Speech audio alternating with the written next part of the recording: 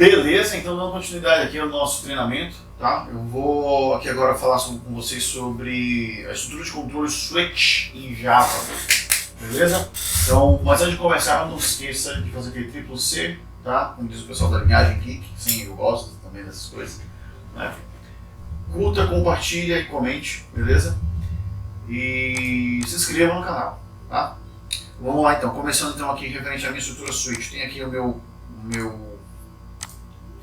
a minha IDE aberta. Eu vou apagar isso daqui, né? Porque agora aqui eu vou fazer o seguinte. Vou explicar primeiramente o que é a estrutura switch, tá? A estrutura switch em Java é uma forma de controle de fluxo que permite avaliar uma expressão e direcionar a execução para diferentes blocos de código com base nos valores possíveis dessa expressão.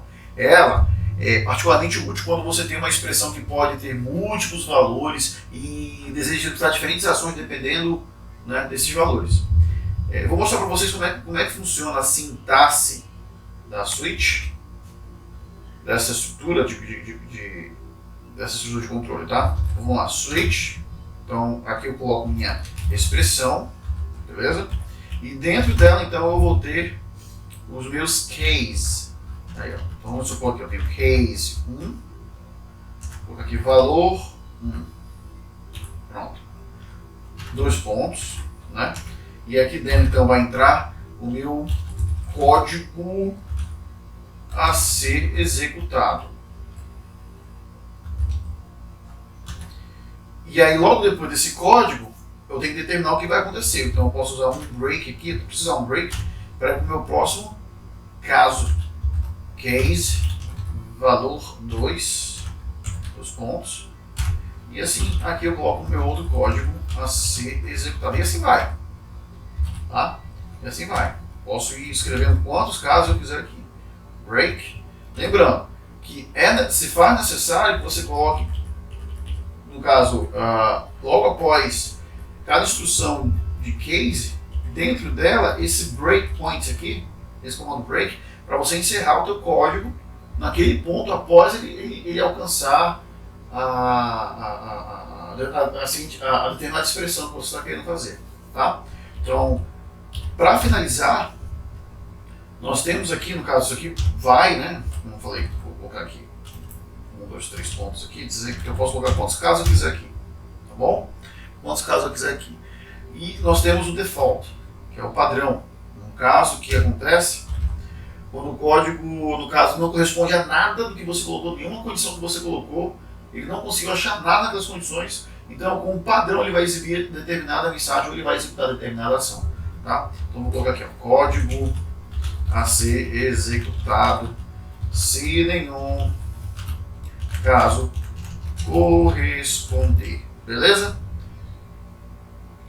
Então, vamos analisar então as partes dessa estrutura, tá? Switch e expressão. A declaração começa com a palavra switch, como vocês podem ver, switch, seguida pela expressão que você deseja avaliar, ou seja, essa aqui é a expressão que eu vou avaliar, tá? Geralmente essa expressão é do tipo inteiro, caractere ou enumeração. Geralmente, esse case valor que você está observando aqui, tá? Após a expressão, você lista, no caso, os possíveis valores que podem ter. Acho que nada a ver ficar explicando isso, né? Corta aqui. Acho que, na verdade, a minha explicação inicial já foi o suficiente, né? Então, o código do caso. Dentro de cada bloco case, você coloca o código que deseja executar se a expressão for igual ao valor específico no case. Break, após o bloco do código de um caso ser executado, você geralmente inclui a instrução break para sair do switch. Tá? Ou seja, eu coloco esse break aqui para poder encerrar a minha expressão switch, minha estrutura switch aqui. E o default, sem nenhum dos casos correspondentes, no caso você não tem nenhum caso correspondente aqui, esse default é que ele vai executar após, né, ele averiguar os casos. Geralmente isso é usado para fornecer uma ação padrão quando nenhum caso é correspondido. Tá? Vamos lá. Vamos ver que tem uma estrutura real aqui de switch. Eu vou começar com um exemplo que é básico aqui, tem todos os livros de programação, que é o seguinte. Eu vou dizer o seguinte, que vou fazer a declaração de uma variável no dia da semana, então aqui eu estou declarando uma variável e vou dizer que esse dia da semana vai ser igual a 3, tá? Pronto. E aí eu vou iniciar então o meu switch. O que ele vai avaliar? Ele vai avaliar no dia da semana, tá aí? Essa é a minha expressão. Perfeito? Então, case, caso dia da semana seja 1, ele vai me retornar system.out.print o dia da semana, domingo. Bem, encerrou, break, ele encerra então o meu caso. Caso o dia da semana seja 2, ele vai então exibir para mim na minha tela system.out.print segunda-feira. Aí eu coloco o break para encerrar a minha instrução de case, aí eu venho em case 3 e aqui ele vai então exibir para mim system.out.print e aqui eu coloco terça, ele não vai identificar isso aqui, terça-feira, tá? E aqui eu coloco o break para encerrar. E vamos então fazer o nosso default. O que ele vai exibir? Vou colocar como default aqui a seguinte mensagem: system.out.print e aqui vai ficar, vamos ver, deixa eu pensar, dia não correspondente. Pronto. Beleza, tá aí. Fiz isso. Agora eu vou aqui apertar meu play, porque eu já tenho aqui o dia da semana, que é o dia 3. Por ideia, ele vai então exibir isso aqui para mim e depois ele vai concluir, né, meu código, ou seja, ele vai exibir aqui, ó. Eu vou demonstrar aqui, system.out.print e aqui eu vou colocar a mensagem terminando o programa. Tá aí. Fez isso, aperto play, vamos lá, rodando o programa e lá vai. Tá aqui, ó. Então vou só botar aqui um barra in, porque eu quero que ele faça uma nova linha. Barra in. Vamos lá. Tá aí. Terça-feira, correspondente ao dia da semana 3, número 3, daqui ele já exibiu terça-feira.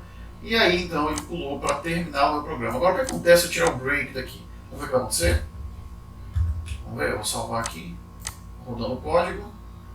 E olha o que ele fez, ó.